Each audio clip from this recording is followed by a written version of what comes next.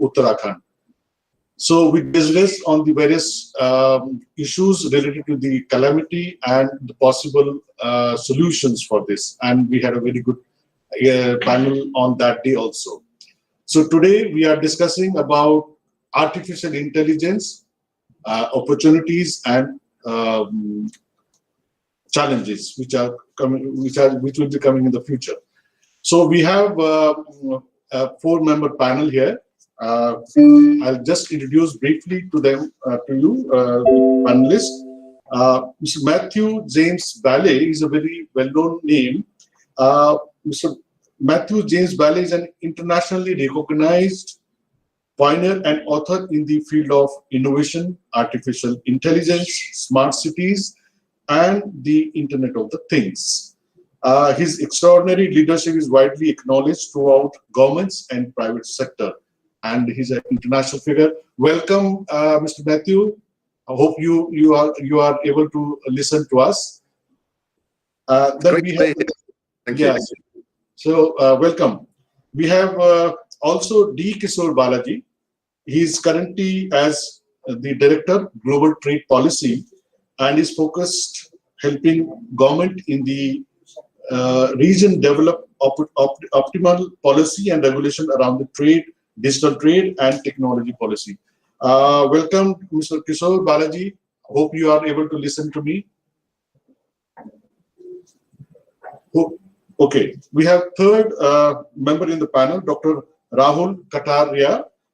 He is Associate Professor at the Department of Computer Engineering and Science and Engineering at the Delhi Technological University, Delhi.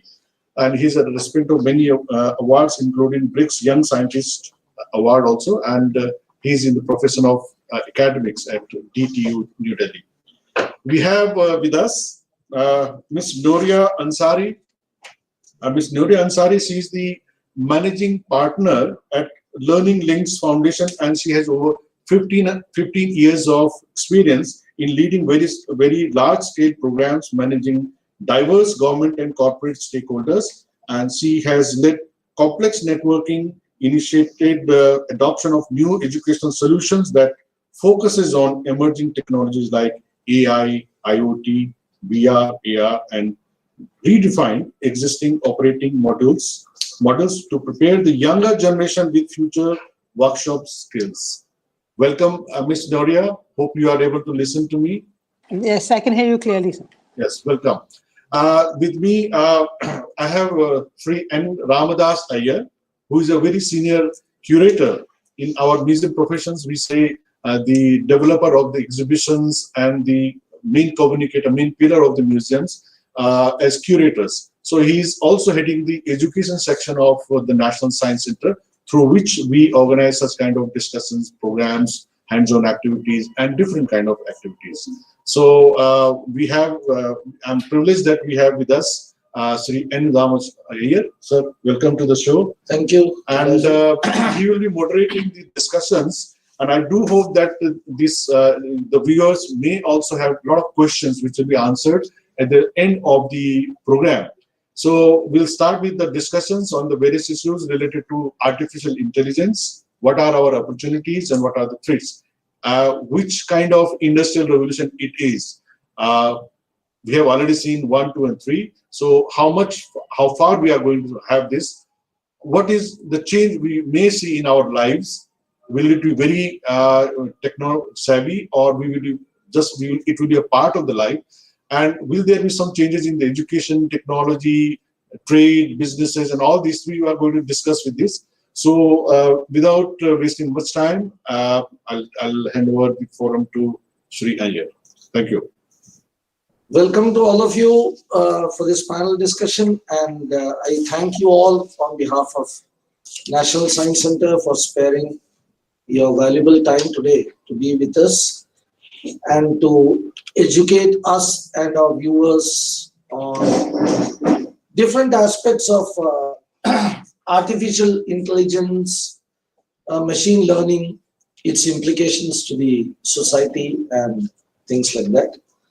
Mr. Kailash Chandra mentioned that I would be moderating this discussion. Moderation is a term that's used in the media.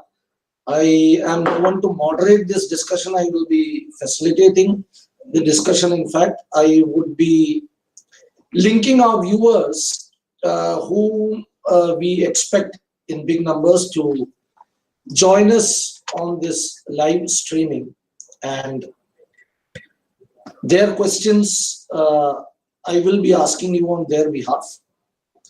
And a special thanks to Mr. Bailey, who has joined us at this ungodly hour from USA. It's around 3 a.m. there, but he was kind enough to join us and talk to our audience in India. So a special thanks to him, and my apologies too. I also need to mention that this program has been organized in connection with our National Science Day. Our first Nobel laureate in physics, Dr. C.V. Raman, observed the effect named after him, the Raman effect, on the 28th of February. And since then, we have been commemorating the 28th of February as the National Science Day in India. And as science centers, we conduct a lot of programs. We start today and we'll be having programs right till the 28th, but that is beside the point. Let's come back to the topic. Artificial intelligence is something that has become, a fashionable word to use these days, and many people talk about it, but not many people, at least not many people who are our audience, know everything about artificial intelligence, everything at least that is to know about it. Ever since the beginning, humanity, once it civilized itself and started settling down into communities, people have tried to delegate their works, their manual works and other whatever they do, to maybe animals, to machines and things like that. With agriculture, we could give up the hunter-gatherer kind of a lifestyle, and we could settle down into communities and do something which we consider is better than hunting and gathering. And then came the Industrial Revolution, when we used steam power, we used machines, and we again got some free time to engage in creative activities. This has always been a dream of the human race, to delegate what other entities could do and give themselves time to be more creative and to enjoy our time for ourselves. Aristotle, for example, and I quote here, has written in his Politics, for suppose that every tool we had could perform its task, either at our bidding or itself perceiving the need, and if, like the tripods of Hephaestus, of which the poet, he talks about Homer here, says that self-moved they enter the assembly of gods. Shuttles in a loom could fly to and fro, and plucker, that's a tool used to pluck strings, play a lyre on their own accord. Then master craftsmen would have no need of servants nor masters of slaves. This was the dream of Aristotle. That was, I think, around 300 or 400 BC in Greece. And that has been an eternal dream of humankind ever since we settled down into communities, as I said. And now People have even started delegating the process of thinking, analyzing the mental functions to machines. And this has given rise to the new field of artificial intelligence. I myself am not an expert at all in this field. Neither are people who are listening to this subject, at least most of them. There may be experts joining us too. So may I request anybody, you're all learned people, if I can request any of you to please introduce this subject to us so that we can proceed further and ask questions. Yeah, so artificial intelligence is not Industrial Revolution 4.0, it's a human evolution. I talk about Aristotle in my book, Inventing World 3.0.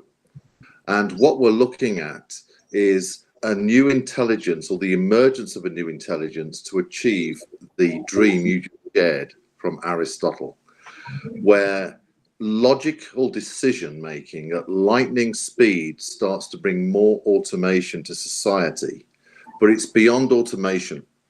What artificial intelligence is able to do is to work alongside humanity to advance us beyond the challenges that we face today around the environment, around social inequity, around all sorts of challenges that we have in the moment within human-centric systems. So we're actually, AI is an invitation for humanity to advance into that dream you just shared with Aristotle. It's very early at the moment. In fact, the ones and zeros that actually drive AI came from the Charles Babbage machine 100 years ago. And so where we're at with artificial intelligence at the moment, there's different elements of it, like natural language processing. So on your mobile phone or your Alexa, that will be used natural language processing, and voice interaction with AI is very important because it puts the human at rest. It's easier to negotiate the digital world. And this is an important point we can come on to later.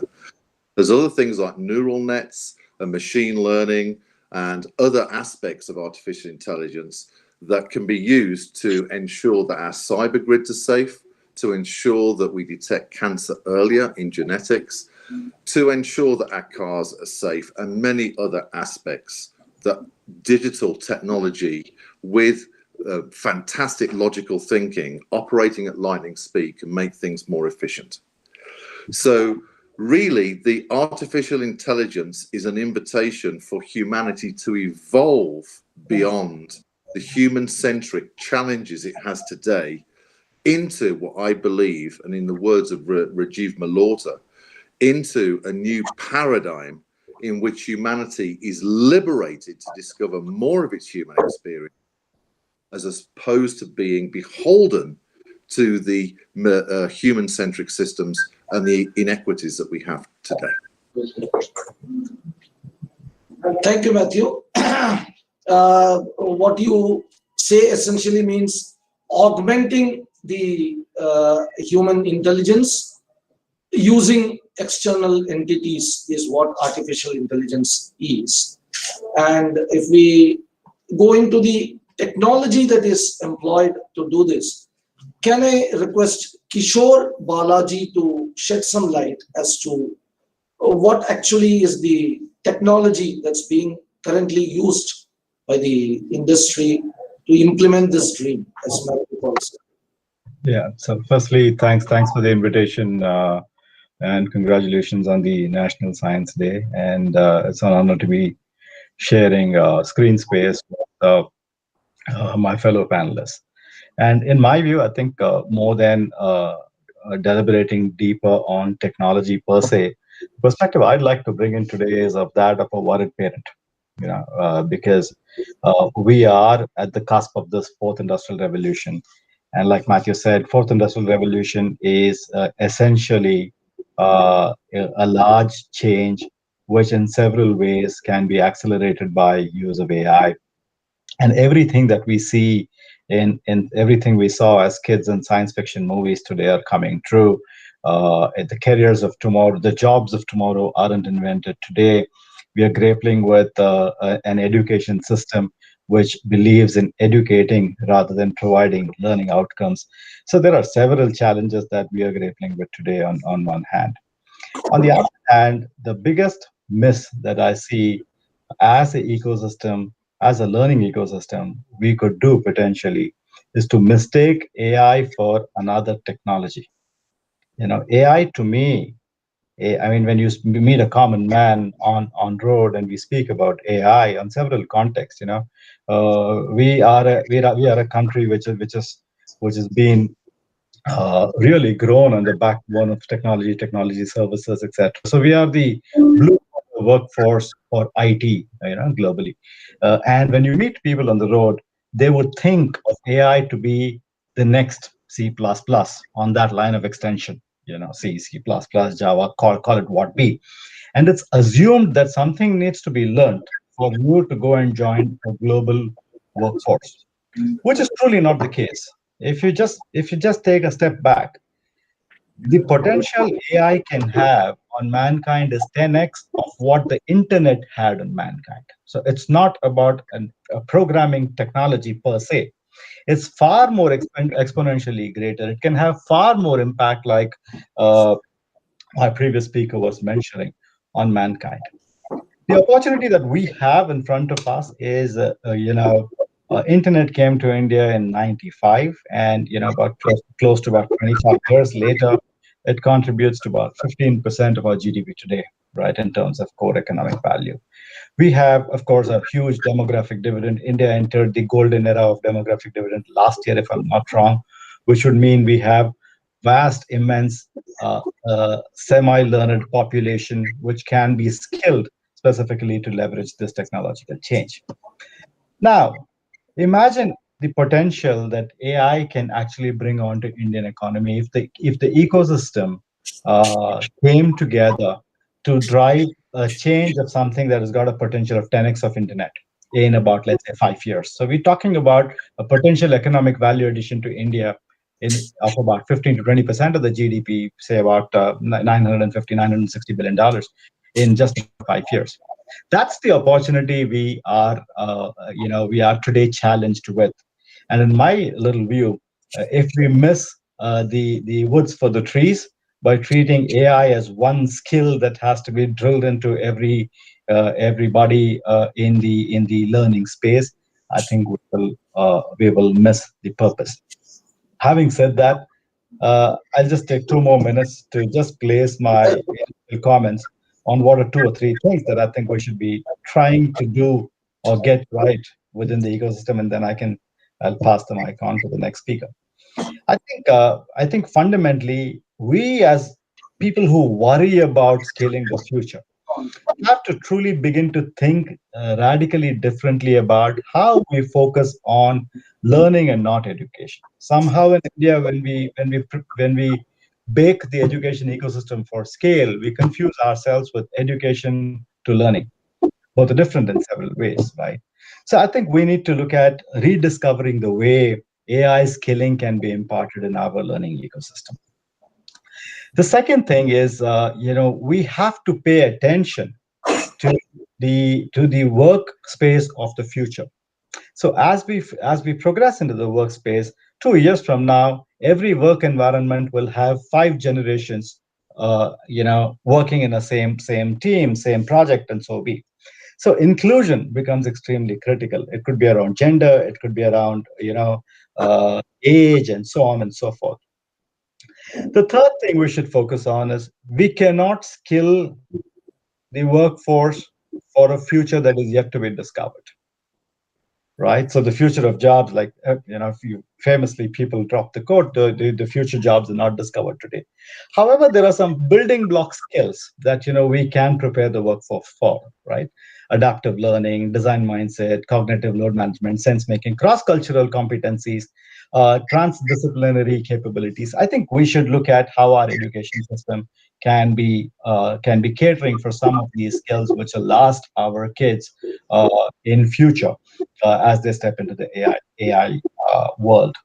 Lastly, like Robert Schiller would say, you don't wait for your house to burn down before you buy your fire insurance, right? So as this AI world seeps in, I mean, and when is it happening? It's not around the bend. It's happening right now. So if you would log on to make a ticket booking today and take a bot which helps you out of the process, that is in some sense, AI slowly creeping in into our day-to-day transaction. So we can't wait for the house to burn down before we kind of buy an insurance. So I think getting the right policies which are regulated optimally, which are regulated carefully and more responsibly are required. Last but not the least, I believe if one could solve for India, you're probably solving for 60% of the world. So AI has the potential today to have a play in everything that you can imagine, for which India is a perfect lab because we have data at scale available to be able to put India on the world map of AI. May it be mobility, we have driving sets which are so unique in India that if you you're solving for like a large part of the developing world. Healthcare, there are challenges around education, there are challenges around agriculture that you can solve for. So I see AI as a huge step in not one technology, but a huge step, an opportunity for India to address inclusive growth and a huge role that it can play today. The only question is, are we gearing up rightly for embracing the change that's around the bend, which is going to have huge exponential upsides for India? So I'll pause, but I'm happy to kind of chime in as required. Thank you. Thank you so much, Kishore. That was a very comprehensive outline of the whole thing. We are in the midst of AI right now. If we buy something, if we talk to consumer care, if we talk to a bot, we are in fact using artificial intelligence, and we are in the midst of it. What remains to be done is formulate a watertight policy which will help us navigate through this new field. And another important thing you mentioned is that in this 24/7/365 free choice learning world, 5 generations or perhaps even more will be working together on a particular project, if not in the same office, maybe on the same project. And if not training people on specific skills, training them on, as you said, building block, that was the term you used, building block skills would be Sure. a good idea to go ahead. Now, for the benefit of some of our viewers, can we go a little into history? I'm not inviting anybody in particular. Any of our panelists would be capable of doing this.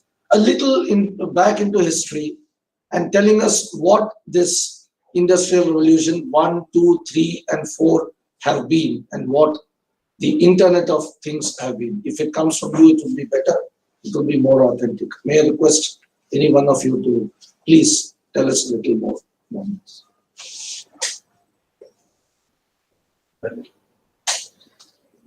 Anyone? I'm happy.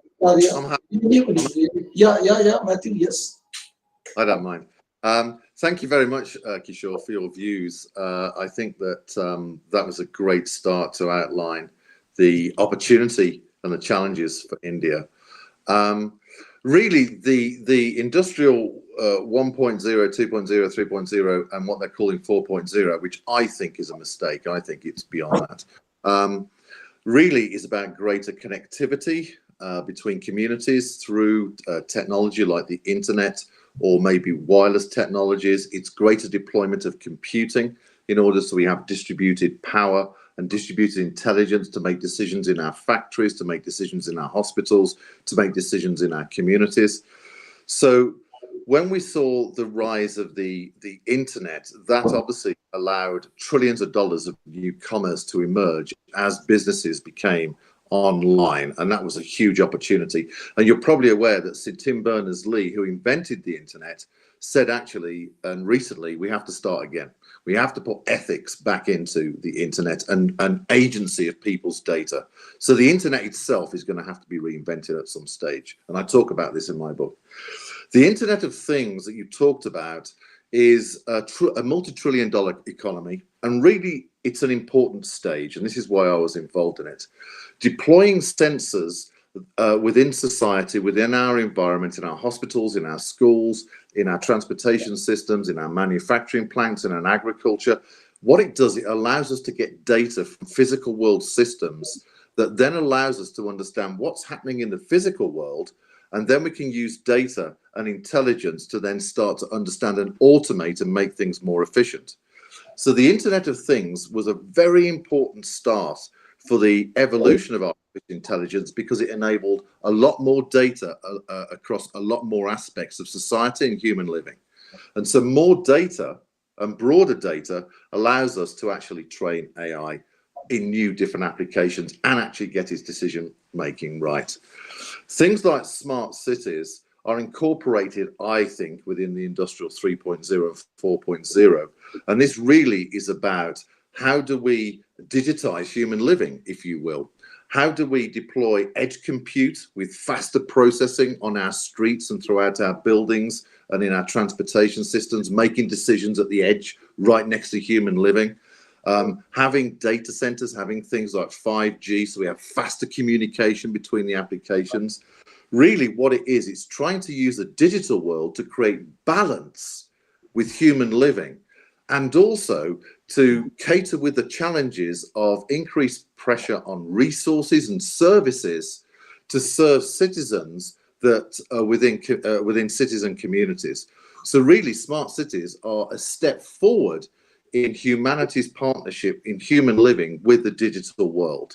And this is really, really important because the more data we get and the better ICT distributed within cities, i.e.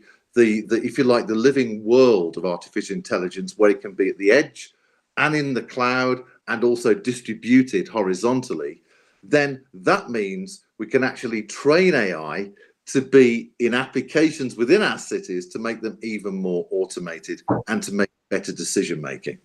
So really these stages in advancement of automating the lyre or the guitar that you talked about from Aristotle are underway. And where we're at the point is this: how well does the lyre play? Does it play the tune of India or does it play someone else's tune? And this comes to the fundamental question of how does India take charge of its future with artificial intelligence? Do we need to integrate, for example, Vedic principles within artificial intelligence? How do we ensure that artificial intelligence is operating fairly within society for everybody? So there's huge philosophical questions, and let's be honest, India is one of the greatest philosophical places in the world in history. There are great philosophical questions we need to ask, and I believe that India holds some of those answers to those philosophical questions for the future of artificial intelligence. And before I hand over, here are a few things for us to consider. 70% of the fashion working industry are going to lose their jobs due to artificial intelligence over the next 5 to 10 years. And so we're already seeing, to Kishore's point, a change in jobs and a need for workforce. 1% of Finland, 1% of the general public are being trained in programming artificial intelligence. Maybe that's something that should be considered by India, probably at a regional level rather than a national level. And the other thing that's going to be really important to the success or failure of India in AI is its supercomputing strategy and its quantum computing strategy.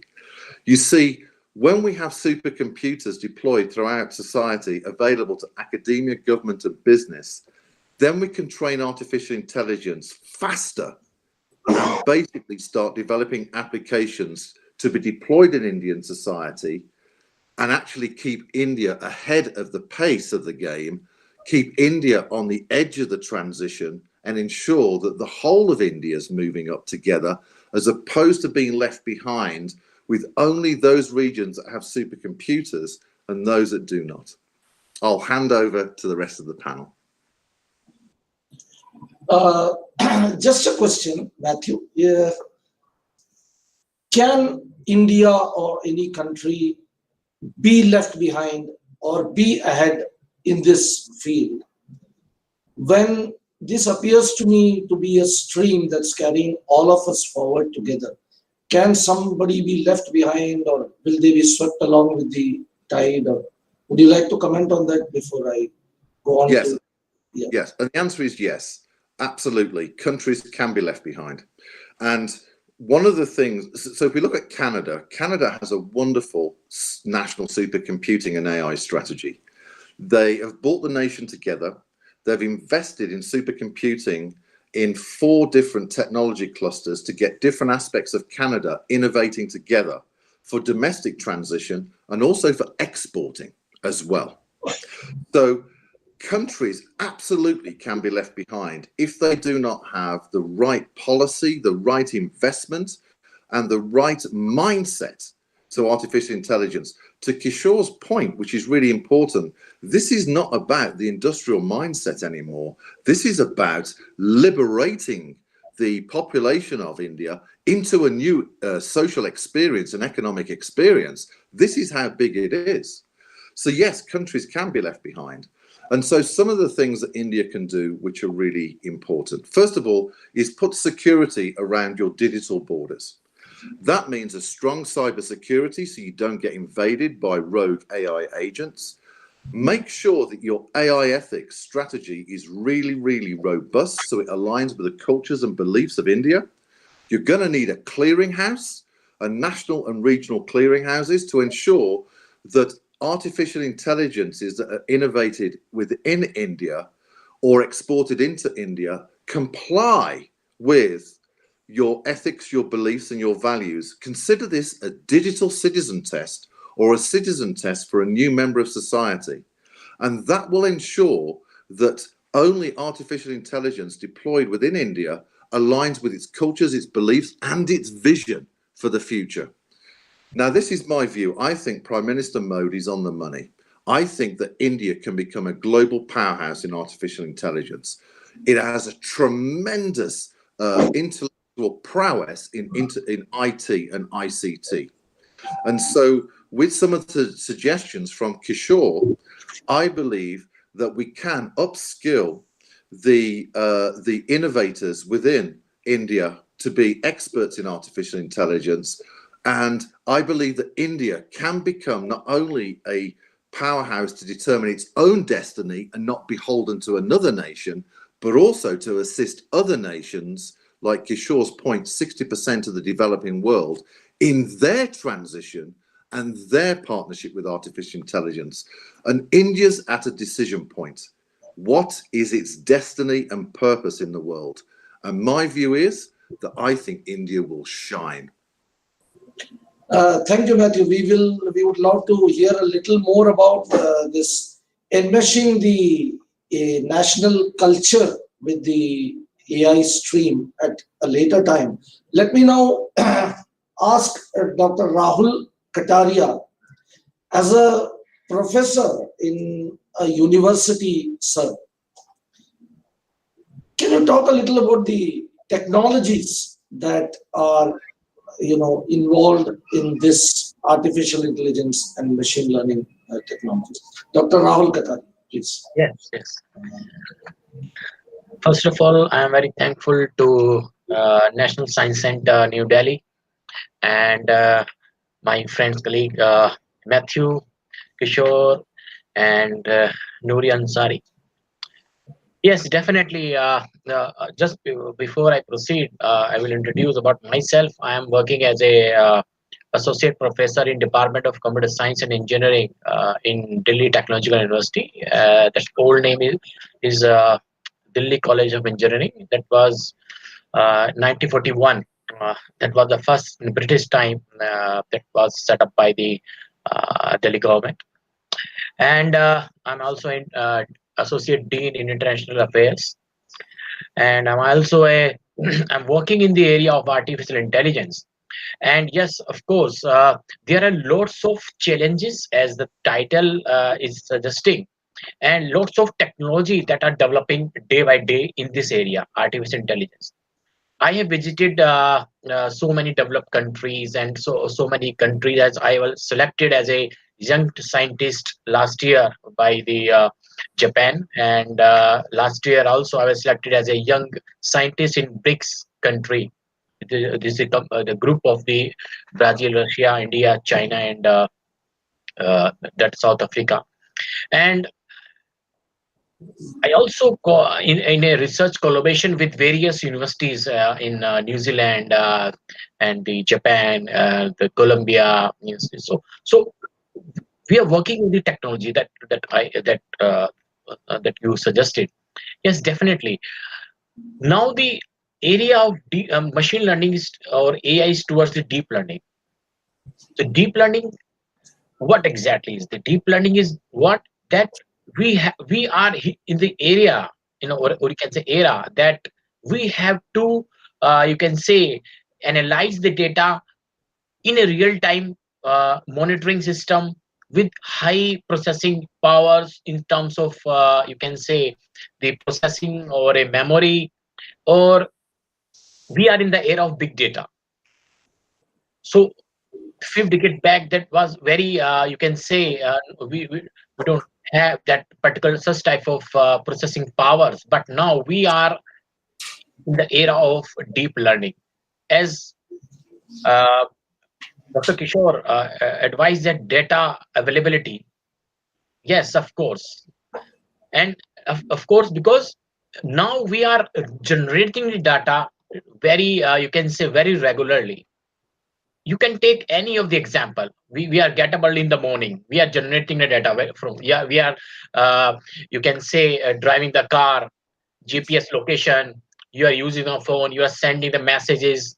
So all these technologies are, what are these, the AI using the predictive analytics, means now the for example entertainment industry I'm talking about, Amazon, the Flipkart, or a Netflix, or a Hotstar. What they are doing, they are they are applying the AI tactics. That is a deep learning. They are analyzing the personality user to user. For example, we are all the people in this group. We all have different taste in movies. Some will like horror movies, the comedy movies, and some plays. So Netflix engine, for example, I'm talking about the technique. The Netflix engine is very smart recommender system that is suggesting, that is storing in the memory, that which movie should be recommended to what and which user. So they are working with the such as the recommender system is a technology in which the collaborative, content based, and the hybrid and the context based approach is moving. So artificial intelligence is moving towards the deep learning side. So for example, my phone is with me, and tomorrow I have a flight to USA. So automatically my system or my phone will upgrade according to the real time you can say scenarios, and all the temperature, the location, they will update it accordingly, and that will stored in the Gmail. And what Gmail is doing, they are also very smart. And what is Google doing? Google is doing the same, the AI is applying. So but we are in the era of AI, which is not a smart. AI is not still smart, still it's learning. We can give a command to Siri or Alexa that play the music, and search that song on yes or no, it will do, but still not expert. For example, I forgot my wallet in the car, and can I give a command to AI, go and take my wallet from that car and come to my home back? No, still AI is not such that at a maturity level. Still we are a very, you can say, immature AI is there in our world.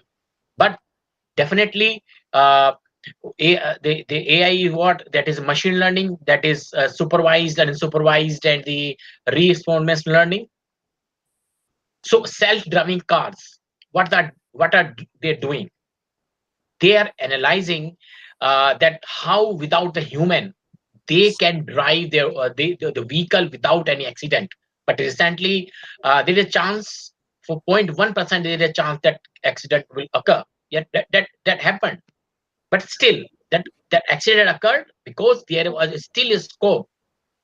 So that's why the technology behind is deep learning, and here there are lots of you can say models behind that: recurrent, deep convolutional network, encoder. So these are the certain algorithms which we are working behind. The actually you can say the at the front the AI is looking very smart. At the backstage there are still lots of improvement we need. So explainable AI, if you heard of explainable AI, so we don't know the yes, of course, just in the healthcare. I am also a project working on the DST project, the Department of Science and Technology, in the COVID-19. So we are in the process of taking the data of the COVID-19. So we are predicting with the help of AI that as a traveler, if I want to go to a particular location of India or outside of India, then which month and which place will be safest for me in a real-time environment. So AI should be used in such a manner so that it should benefit it for the human. Thank So you. Thank yes, you. Thank yes. you so much, Dr. Katarya. Thank you. Now, can I ask Nuriya Ansari to talk a little about how AI is being used in education? So thank you very much. Thank you, Mathew. Thank you, Kishore. Thank you, Dr. Katarya, for your thoughts. I was listening to this conversation, and at one level, I'm very optimistic about the future, because from an education perspective, it seems like there is a new universe of opportunity.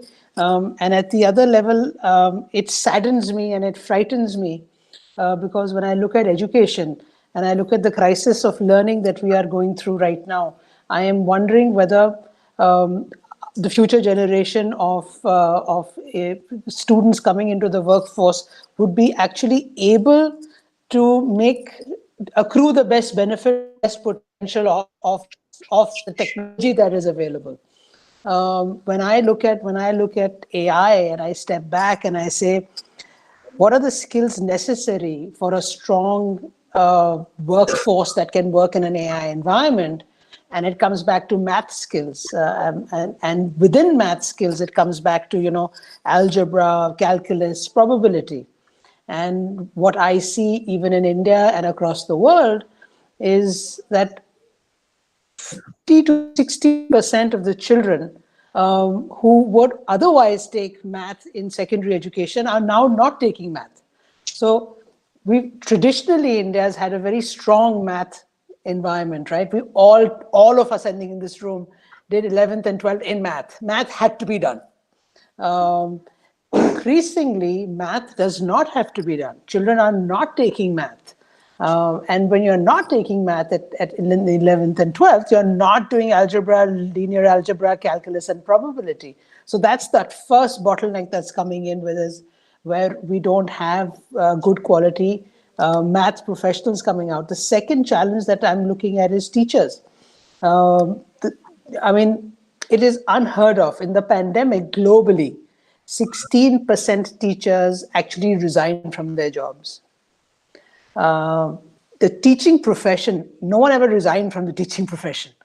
But globally, thanks to the pandemic and the online environment and the stress of working in an online environment, 16% of the teachers actually resigned from their jobs.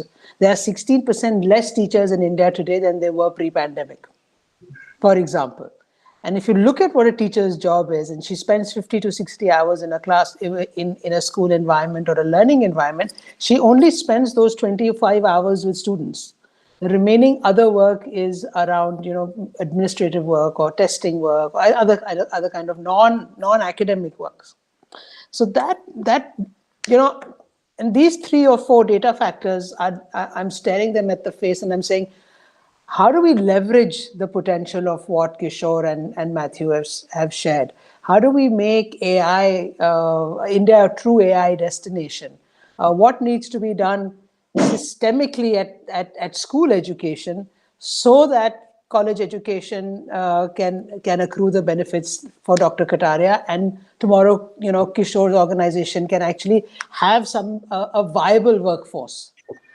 Because viability of the workforce is a big challenge, and I think there's a lot around what has already been shared around public policy, having sound understanding on what needs to be, what is the kind of technology investments that we need to do, what is the kind of teacher training and capacity enhancement that we need to do, how do we bring in personalization in learning. Today, it is possible. It is personal. It is possible. It is data-driven. But how do we leverage it? We have. If I look at Kishore's example and say, his daughter and son go through the education system. Every month there's an exam. Every quarter there's an exam. Twice a year there's an exam, and annually there's an exam. Can you imagine this one child is being assessed 6 times in a year, and we are not able to predict where they're going wrong, why they will drop out of math, when they will drop out of math learning, because our systems are not feeding data back to us. And these are things that are possible today. And I think the one big challenge, especially when it comes to AI and education, is that there is no collaboration, especially when it comes to sustainable development. There is limited understanding on equity and inclusion issues when it comes to AI. AI is currently driven where the money is going, which is fine. But the money won't come if you don't look at sustainable development. So need to invest in equity and inclusion in AI and education. Need to invest in policy around AI and need to assess what is the data we want to collect, why do we want to collect it, what is the objective function around it, and what does this mean for my child's development, and hence the child's development is the country's development. The nation cannot develop faster than its last child, because the future of the nation is the child of today.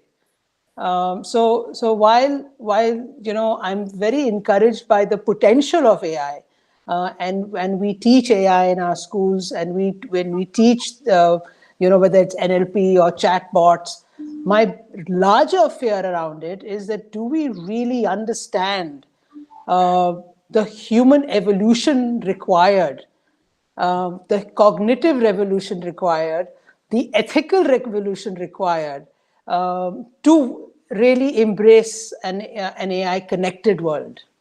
So that was some of the thoughts that I wanted to share. Happy to dialogue with them. Thank you, Nuriya. You have brought up some concerns, especially considering that teachers are a particularly important group of people who will be carrying the society into its future. And considering what you have said, that 16% of teachers have resigned because they are unable to cope up with the stresses of online teaching and learning. When such is the situation, is education really facing a challenge? And if it is, what is it that we can do to reassure the education system? If I can ask Kishore to give his thoughts on this. Well, if there's anybody who's qualified to speak at length on this panel on that subject, that would be Nuriya. So having said that, in my view, education is not facing a challenge today. It's been facing a challenge for a very, very long time. May it be the any indicator that you take on the education system in India, given the vast terrain India is, we've had challenges. May it be availability of teachers, may it be quality of teachers, may it be literacy of teachers. I mean, very often we come across teachers in some terrains who lack basic numeral ability and language ability, so on and so forth. So I think enough has been said and written about this in past. I think there is only so much we can solve for today by using yesterday's method of trying to reskill our teachers and so on and so forth. COVID certainly has provided a very bright crack in the sky, as I look at it, with the acceptance of people willing to look at learning, in a different way, more online, more interactive, and so on and so forth. I think definitely when we solve for tomorrow's education problems, we could look at issues around that. But I would think our education system is robust in places where in cities where access to resources are very strong, etc. But as we keep dialing into different Indias, I think we have had huge challenges. Those challenges will continue, and I worry more than anybody else on how we're going to address that issue. Some answers may lie in several initiatives, like people like Nuriya driving on building PPP models, embracing technology to overcome that last mile barrier, so on and so forth. But again, several of these initiatives still lack that impetus for large scale, right? We haven't solved issues like this on scale. So I'd invite Nuriya to just further my comments on this, please.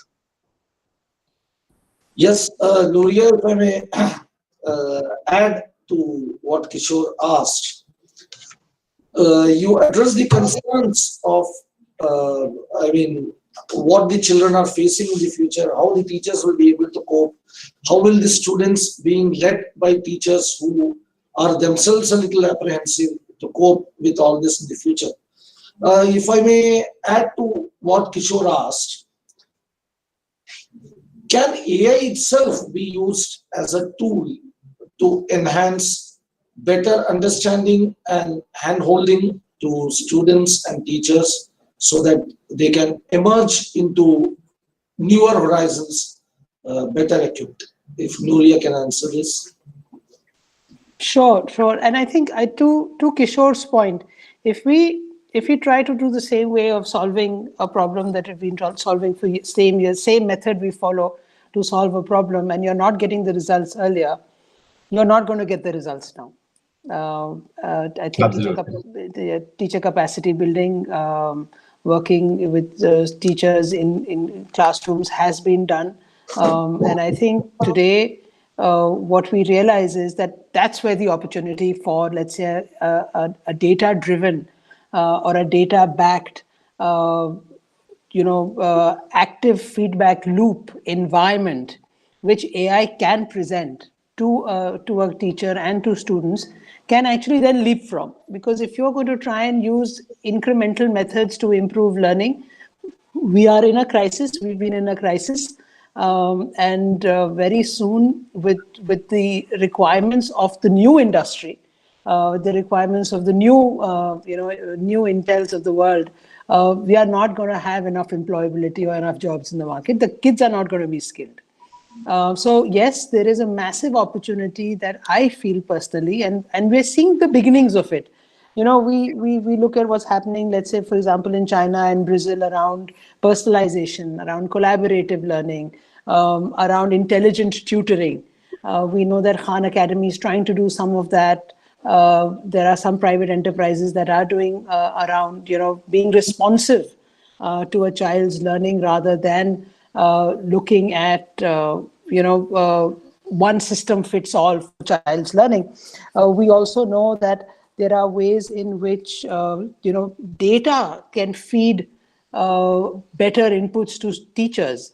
Unfortunately, the assessment method hasn't changed in 800 years. We need bits and bytes of data coming into teachers much faster so that they can provide that personalized learning. And it comes back then really to how can you actually create a collaborative consortium understanding that the future of what everyone can achieve lies in the quality of education. So then how can you actually get the best minds who are working today with smart cars and smart systems to say, let's do education 3.0, and use what we have today in terms of data, in terms of NLP, in terms of kind of algorithms that exist today to actually drive better decision making in school systems.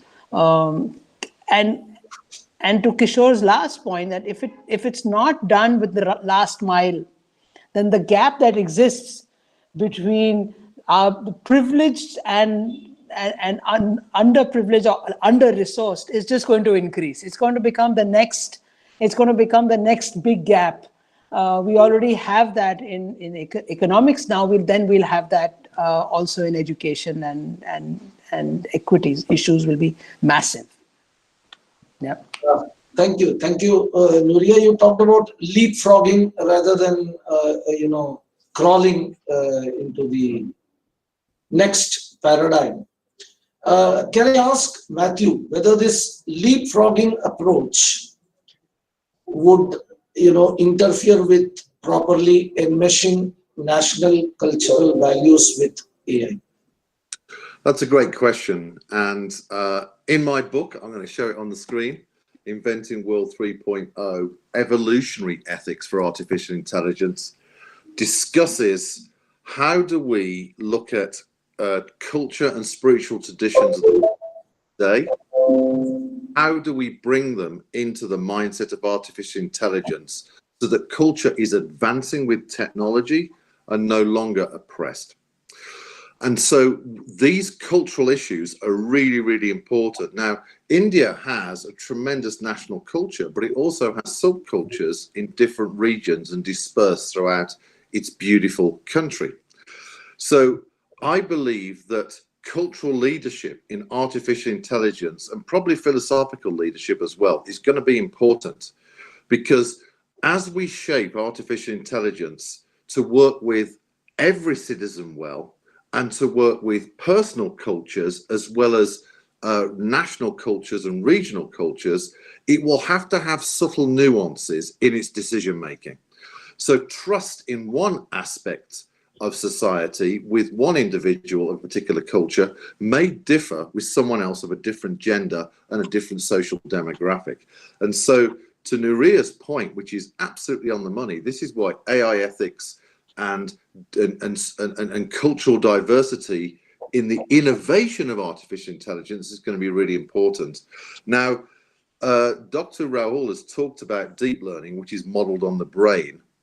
Rajiv Malhotra, who you all know, is discussing about whether we should have a Dharma mindset for artificial intelligence, of which most the spiritual traditions within India have emerged from. And this is important conversation, because there's a Western way of looking at intelligence, and then there's a different way of looking at intelligence that has a deep historic background that's important to people within India.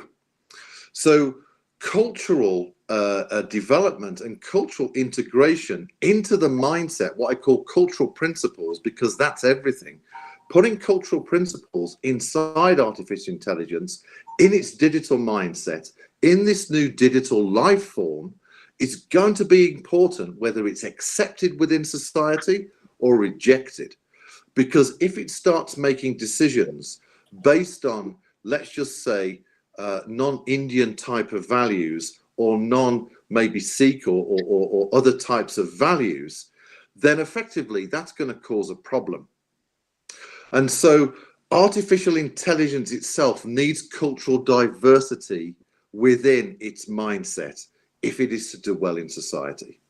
And so now is the time, I believe, for India itself to determine what aspects of its culture are fundamental for it to take forward, what aspects may not be relevant taking forward. And that is an important conversation for India itself, because if artificial intelligence is just has a brittle set of principles like trustworthiness, but doesn't cater for cultural diversity, it will not honor the future of India. And that's why it's important for India to self-determine its destiny with artificial intelligence and integrate cultural principles, whether that's with sustainability development, social equity, whether it's around belief systems or values, or its relationship with the environment. This is really important for India to do. And that's why I wrote the book, because it creates frameworks in order for countries like India, different spiritual communities, different types of modern communities of different cultures, to innovate their flavor of artificial intelligence in order for it to do well within society and to be welcomed. And this is why I believe culture comes to the very, very essence of what is artificial intelligence there for, and how can it support advancement of culture and not oppress culture. Because the last thing we want to do is to become cultural automatons, beholden to a set of values that do not align with the culture and the future of India. Thanks, Mathew. If I can ask, and anybody can take this, how far advanced are we in framing, good policy in India as far as AI is concerned?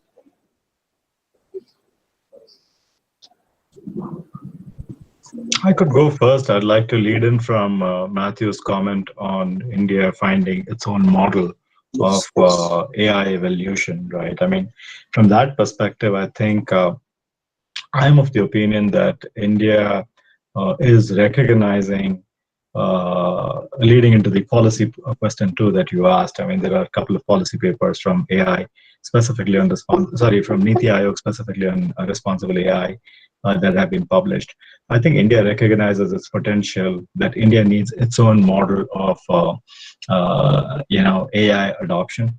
You see, the Western world, the AI adoption curve is largely led by large corporations, whereas if you look at the likes of China, it's very, very government-centric model that's getting floated. India so far seems to appreciate an approach where solving for society with the society will help build scalable adoption for AI in India, right? So the essence of at least the policy place so far talks about that. So I think India is therefore uniquely positioned, and the strength is in the fact that India recognizes that it's uniquely positioned to do that. And I think the fundamental building blocks aren't discouraging from a policy perspective. I think we have the right intent, and the policy reads well for what was published last fortnight. And again, I mean, my biggest worry as a policy, not worry, my biggest comment as a somebody who's engaged in the policy space is we only know what we know, and a lot of it will emerge as we go forward. And the flexibility, within of the policy ecosystem to be able to contribute in short cycles and build policies, regulations, and rules as we move forward needs to be accounted for. And as long as we have the openness within policymakers to have such short cycles to visit, revisit, and redraft their views around, responsible AI, I think India will stand to really gain out of it. Thank you, Kishore. Dr. Katarya, there are some questions coming in.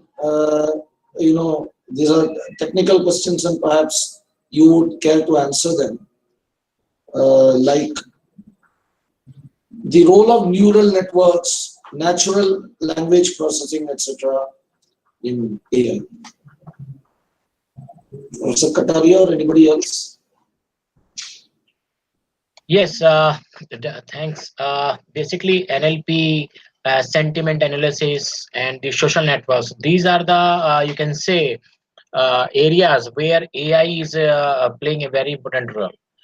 As you can say that nowadays we all are on the social networks, the Facebook, Twitter, Instagram, and all. So how and in which sense we should use the social network?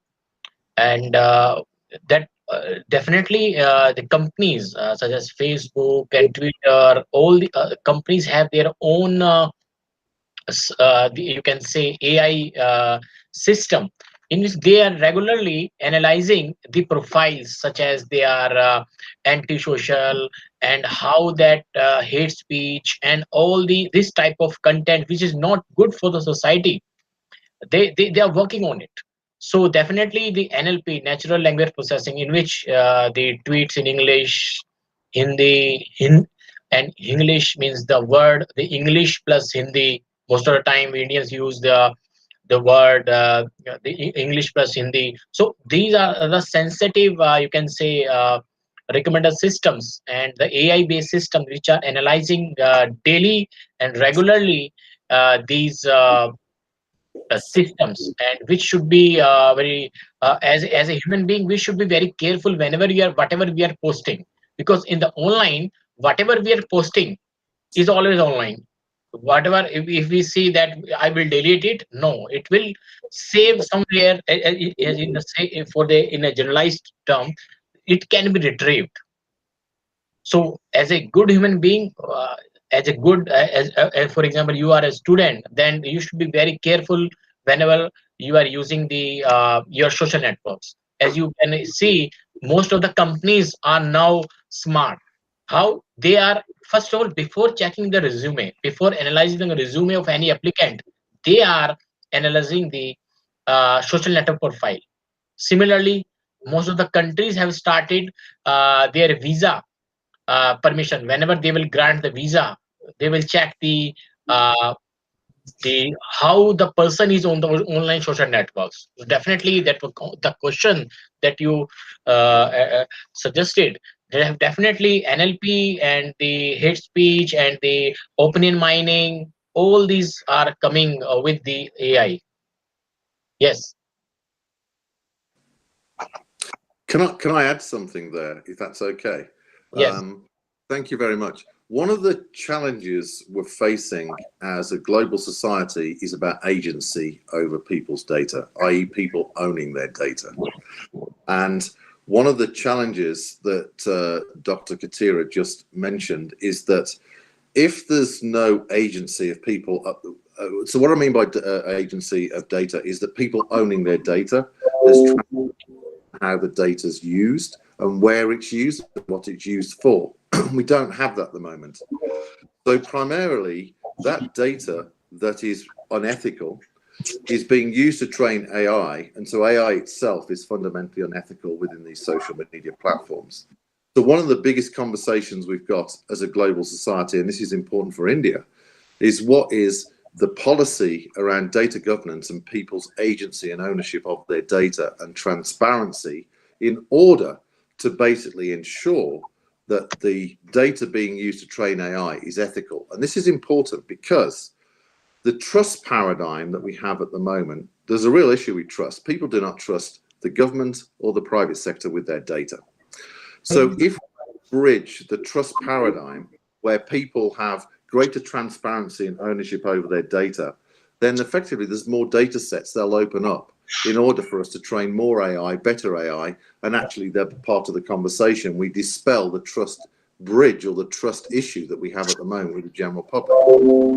So there are some deeper conversations that we need to have around data ownership and people's agency of data. Thank you. Thank you, Mathew. I am a person who grew up reading Isaac Asimov. One thing he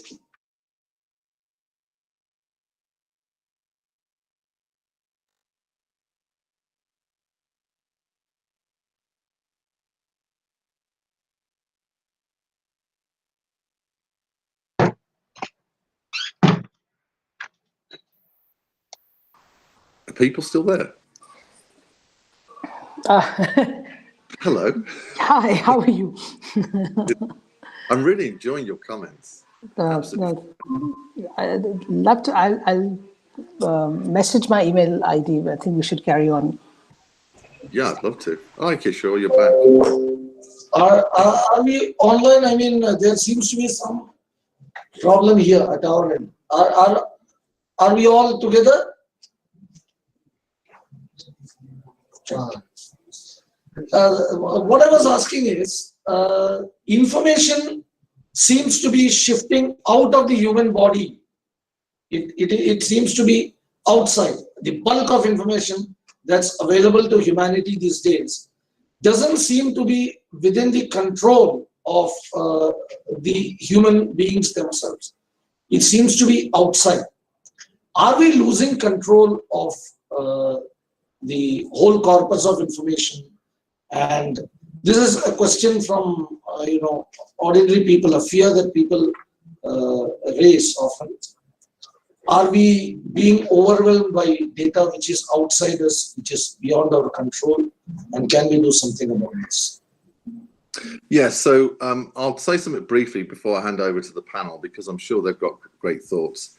I think the question we need to ask is data an extension of the human experience? And therefore, is it an extension of the human sovereignty? And if the answer is yes, then we have a problem at the moment. So I'm just going to leave that and let Nuriya and Dr. Katarya to answer and add their value as well. Yeah, I think it's an interesting dichotomy, right? So at one level, we say that knowledge is within the grasp of the individual and you can go out there and get whatever knowledge you acquire. And we say that, it's an essential 24th century skill to be curious, to be inventive, to go out there and search for information and to analyze information. And at the other end of the spectrum, is it too much information? Is it information that is not being able to be processed, be filtered, and be reviewed?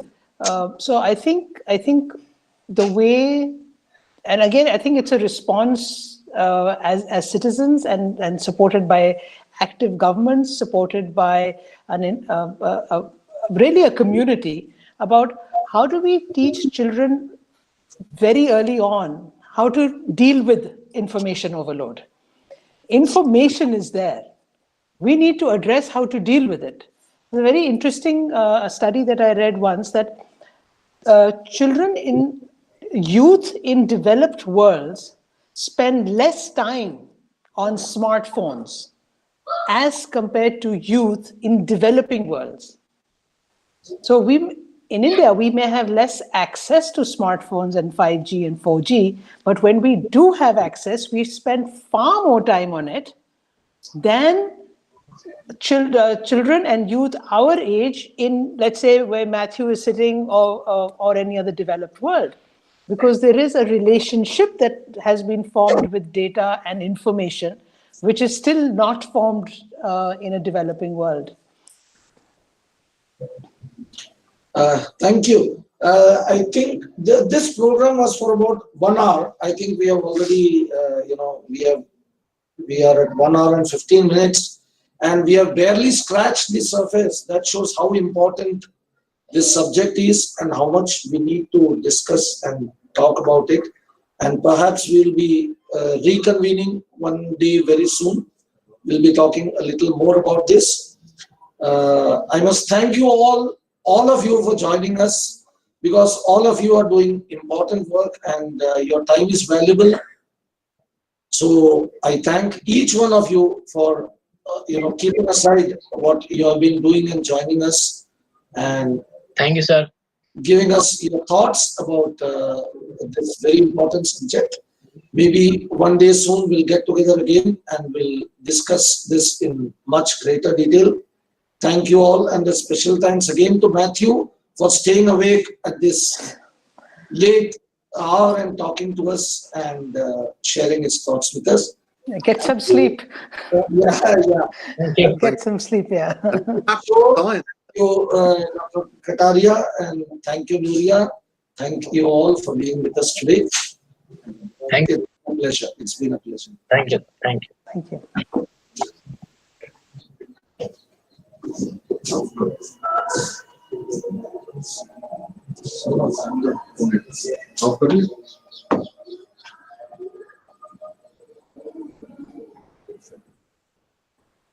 चलो